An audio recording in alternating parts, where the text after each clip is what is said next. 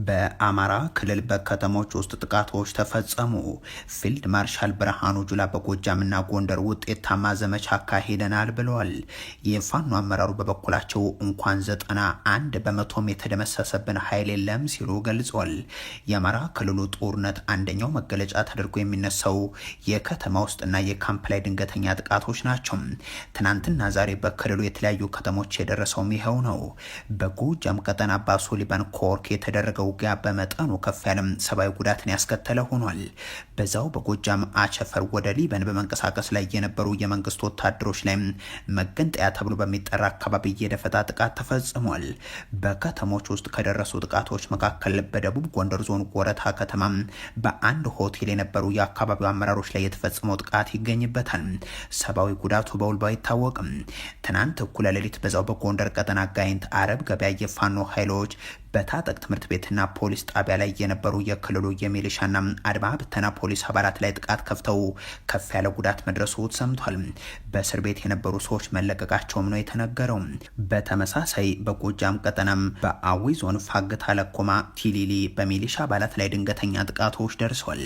ከጉዞ የደፈጣ ጥቃቶች ጋር በተያያዘም በጎንደር ቀጠና ከማክሰኝት ወደ በለሳ በሚወስደው መንገድ የደረሰው ይገኝበታል። የፋኖ ኃይሎች ከአውራ መንገድ እንቅስቃሴዎች ጋር በተያያዘ ማስጠንቀቂያ አውጥቷል። እንዲህ ያለው ሁነት ውስጥ በሚገኘው ክልል ስምሪት ከተሰጣቸው እዞች ውስጥ በሌትናንት ጀነራል መሐመድ ተሰማ የሚመራው ምስራቅ እዝ በቀዳሚነት የሚጠቀስ ነው። ከሰሞኑ ፋኖ አከርካሪው ተመቷል፣ አስቀድሞ ደግሞ 90 በመቶ ተደምስሷል ያሉት ፊልድ ማርሻል ብርሃኑ ጁላ ዛሬ ደግሞ ስለዚሁ የምስራቅ እዝ ተልእኮ ተናግሯል። በደቡብ ጎንደርና በጎጃም ቀጠና ተሰማርቶ ስኬታማ ዘመቻዎችን ባታከናውነዋል በማለት ይህን የፊልድ ማርሻሉን ለእርስ በርስ ጦርነት ያለ ረፍት እየተማገደ የሚገኘውን የመከላከያ ሰራዊቱን ዘመቻ በተመለከተ ምላሽ የሰጡት ደግሞ የቀድሞ የመከላከያ ሰራዊት አመራር የአሁኑ ደግሞ የፋኖ አመራር ኮሎኔል አበራ ዛናው ናቸው። ፊልድ ማርሻሉ እንደሚሉት 90 በመቶ ቀርቶ 1 በመቶ ኃይላችን አልተደመሰሰም በማለት ብርሃኑ ጁላ 90% ደምስሰን 10% ነው የቀራለ። 1%ም ፋኖን አልደመሰሰም። 1% እኛ በየርንበት ውጊያ ላይ ጠቅላላ እጅ የሚሰጥና የሚደመሰስ ነው ያለ። የዓላማ ጽናት የለውም።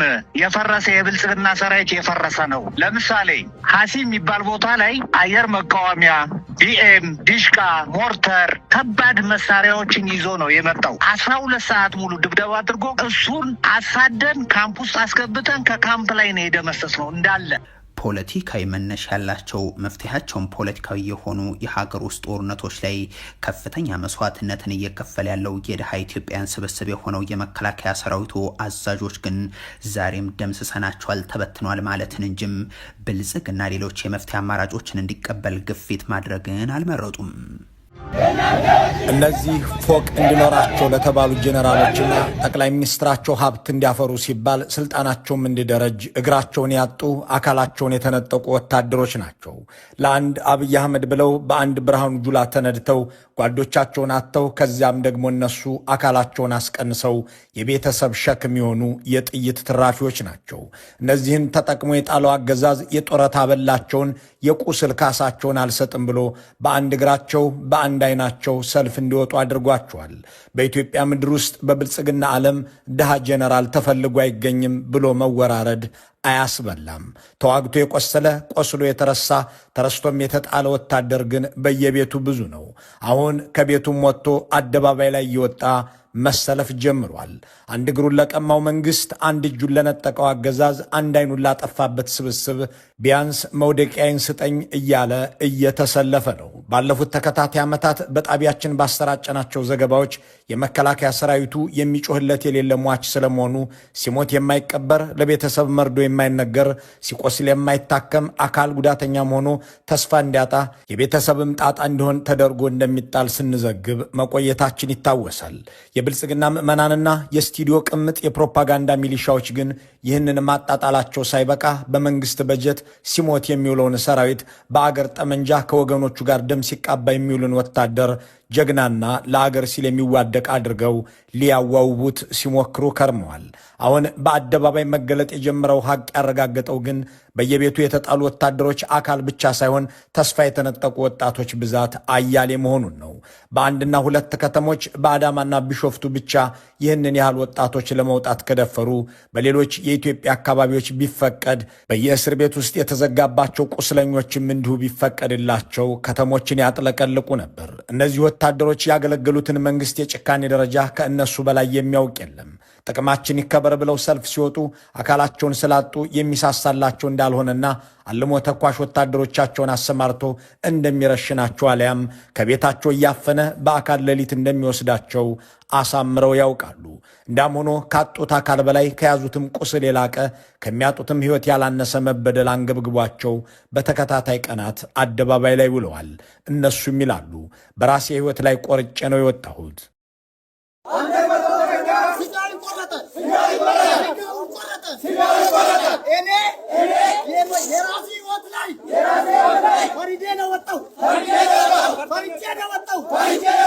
አካላቸውን አጥተው ሕይወታቸውን አስይዘው የወጡት ወታደሮች ቆስለውለት ደምተውለትም እንደማይምራቸው ያውቃሉ።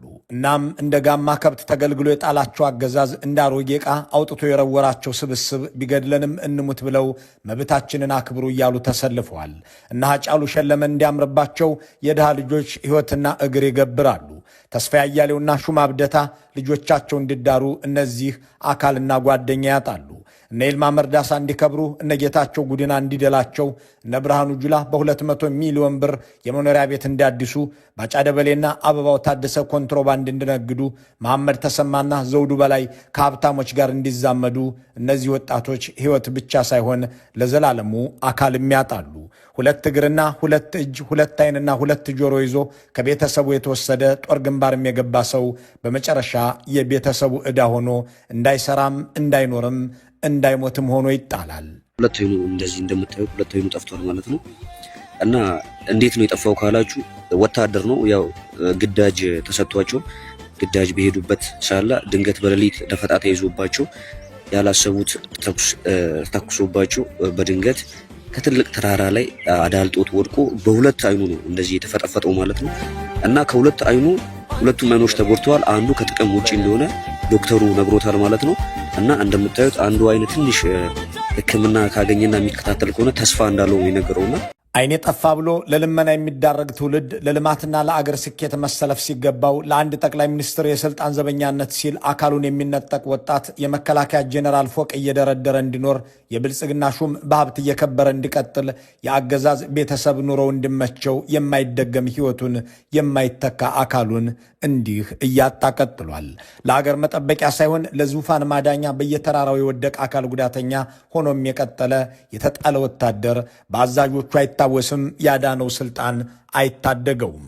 የአገር መከላከያ ተብሎ በሕግ የተቋቋመው መስሪያ ቤት የአንድ ግለሰብና ግብረ አበሮቻቸው የስልጣን ዘበኛ ሆኖ ከራሱ ወገንና ሕዝብ ጋር ፍልሚያ ከገባበት ጊዜ አንስቶ በየጥሻው እየወደቀ የጅብ ቀለብ የአሞራ ሲሳይ የሆነ ቀጥሏል። ጠቅላይ ሚኒስትሩም እንዳሉት በእሳቸው የስልጣን ዘመን አንድ ወታደር ለኢትዮጵያ ሉዓላዊነት ሲል ለአገር ደህንነት ሲባል አልተሰዋም። ለአንድ ወንበር ሲባል ግን በመቶ ሺዎች እንተላለቃለን እንዳሉት መቶ ሺዎች እያለቁ ቀጥለዋል። ራሳቸው አብይ እንዳመኑት ባለፉት 8 ዓመታት የተወረረን የኢትዮጵያ ግዛት ለማስለቀቅም ሆነ እንዳይወረር ለመከላከል አንዲት ጥይት አልተተኮሰችም። ኢትዮጵያውያንን ለመጨፍጨፍ ግን ድሮንም፣ ሚሳኤልም፣ ስናይፐርም፣ የአውሮፕላን ቦምብም፣ ታንክም፣ መድፍም ተተኩሷል። ዓለም ያፈራው መሳሪያ በኢትዮጵያውያን ገላ ላይ ያልተተኮሳለ ከተባለ ኒውክለር ብቻ ሳይሆን አይቀርም። ብልጽግና የለውም እንጂ ቢኖረው ኖሮ ኒውክለሩንም እንደማይተኩሰው ለመጠራጠር ቦታም ፋታም ያለ አይመስልም። አብዛኛው ከመከላከያ ወገን እየተጎዳ ነው። ዞሮ ዞሮ የሚጎዳው ደግሞ ወይ ባለስልጣን አይደለም ወይ ምን አይደለም፣ የደሃው ልጅ ነው። እኒህ ሰው አካላቸው ሳይጎድል ተርፈው ሕይወታቸውንም ሳያጡ ድነው ለምርኮኛነት የተዳረጉ ሰው ናቸው። በጠላቶቻቸው እጅ ከመውደቃቸው በፊት ሻምበል የሚል ማዕረግ የነበራቸው፣ ሕይወት ከመገለባበጡ አስቀድሞ ከአብይ አህመድና ብርሃኑ ጁላ ክፍለ ሰራዊቶች መካከል የ95ኛውን ክፍለ ጦር 3ኛ ሬጂመንት ያዙ ነበር። ስማቸው ጌትነት ፈቃዱ ይባላል። ሻምበል ጌትነት 28 ዓመታት ሙሉ አገራቸው ውስጥ የኖሩት በውትድርና ነው። አገራቸውም ሆነ ሰራዊቱ ከየት ወዴት እንደተፈጠፈጡ የተረዱ መሆናቸውን ሲያብራሩም የድሃ ልጅ እንጂ የባለስልጣን ልጅ አልሞተም አልቆሰለም ይላሉ። በእርግጥም ልክ ናቸው። ከብርሃኑ ጁላ ልጆች አንድ የጎደለ አንድም የቆሰለ የለም። የአብይ አህመድ ሶስቱም ልጆች ወደ አሜሪካ እንዲላኩ መደረጋቸውን የተናገሩት ራሳቸው ጠቅላይ ሚኒስትሩ ናቸው። የጀነራል ሹማ አብደታና የጀነራል ተስፋዬ አያሌው ልጆች አዲስ አበባ ላይ በግማሽ ቢሊዮን ብር ገንዘብ ልጆቻቸውን ሲድሩ የኢትዮጵያ ገበሬ ልጆች በየቦታው ይወድቃሉ። ከአዳነች አቤቤ ዘመድ አዝማድ አንድም ሰው አልሞተም ብቻ ሳይሆን አልዘመተም ብሎ የሚወራረድ ሰው ይረታል። ሽመልስ አብዲሳ እንኳን ወንድም እህቶቻቸውን ሊያዘምቱ ወላጆቻቸውንም ከጊንጭ አዲስ አበባ ወስደው በቪላ ቤት ውስጥ ማኖር ከጀመሩ 6 ክረምቶች አለፉ። የአማራ ክልል ባለስልጣናት ከወላጆቻቸውም ከልጆቻቸውም መካከል አንዱ እንኳን ጦር ሜዳ ሊሄድ ወደ ክልሉም አይጓዝም። የኢትዮጵያ ገበሬና ድሃ ልጅ ግን በየተራራው ይወድቃል፣ ሞቱ አይዘገብለትም። የአብይ አህመድን ስልጣን ለመታደግ የነሽመልስ አብዲሳንና ብርሃኑ ጁላን ቤተሰቦች ሕይወት ምችት እንድትላቸው ሲባል በመቶ ሺህ የሚቆጠር የመከላከያ ሰራዊት ባለፉት ዓመታት ረግፏል። መርዶ ለቤተሰብ አይነገርለትም፣ ሲቆስል አይታከምም። እናም በታጣቂዎች በተማረከ ቁጥር በየተራራው ከዓይኑም እምባ ከገላውም ደም እያፈሰሰ ይማጸናል። እድል ቀንቶት ግማሽ አካል ይዞ ከቤተሰቡ የተቀላቀለ ደግሞ በሰልፍ ይጠይቃል።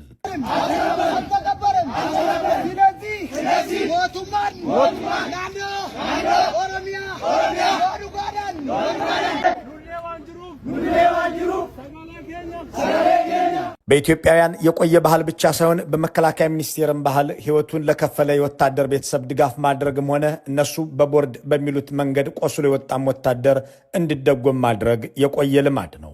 የኦህዴድ ብልጽግና አገዛዝ ዛሬም መንግስት መሆን አልቻለምና ለነሱ ስልጣን ሲሉ የሞቱትንም ሆነ የቆሰሉትን ዘወር ብለው አያዩዋቸውም። የሚያስታውሰን አጣን ያሉ ወታደሮችም መሰለፍ የጀመሩት በዚሁ ምክንያት ነው። ይህ ድርጊት በሁለት ከተሞች ላይ ብቻ የታየ እንጂ በሌሎች የአገሪቱ አካባቢዎች ውስጥ አካል አጥቶ በየታዛው የሚውለውን አካል ጉዳተኛ ወታደር የሚያውቀው የወለደና ያሳደገ ብቻ ነው። እስካሁን በየእስር ቤቱ የታጎሩ ቁስለኛ ወታደሮችን የሚያውቃቸው ደግሞ አሳሪያቸው ብቻ ነው። ቀየውም ጦር ሜዳ መሬቱም የሰራዊት መያ የሆነበት አርሶ አደር ስቀብሩዬ መጨረስ አቃተኝ፣ አስከሬን ዝም ብለን ብናይ እግዚአብሔር በቁጣ በበረዶ ይመታናል ብለን እየቀበርን ነው ይላል። ይህን ሁላ አስከሬን ዛሬ አልገፋው ብለን እንዲያውም ነገ እንቅበር እያልን ነው።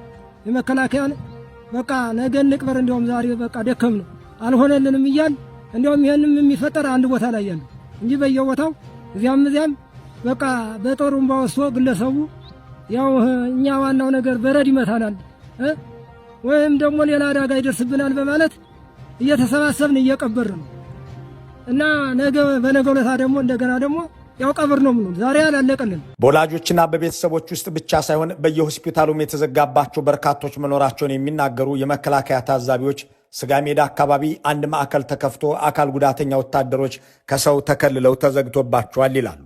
ይህንን ለምን አደረገ ብለን የጠየቅናቸው አንድ የመከላከያ ኃላፊ የጦር ጉዳተኞቹ ከመብዛታቸው የተነሳ ወደ የቤተሰባቸው ቢበተኑ አዳዲስ ምልምል ያሳጡናል፣ ጦር ሰራዊቱን የሚቀላቀል ወታደርም ይጠፋል። እናም ይህ እንዳይሆንብን በአንድ ማዕከል ሸሽገን አስቀምጠናል በሚል ያብራራሉ። በተለይም የወላይታ የሲዳማና መሰል የደቡብ ኢትዮጵያ ልጆች በዚህ ስጋ ሜዳ ተብሎ በሚጠራው አካባቢ በተዘጋጀው ካምፕ ውስጥ እንደሚገኙ ቤተሰቡም ሆነ ሌላ አካል እንደማይጠይቃቸውም ይገልጻሉ።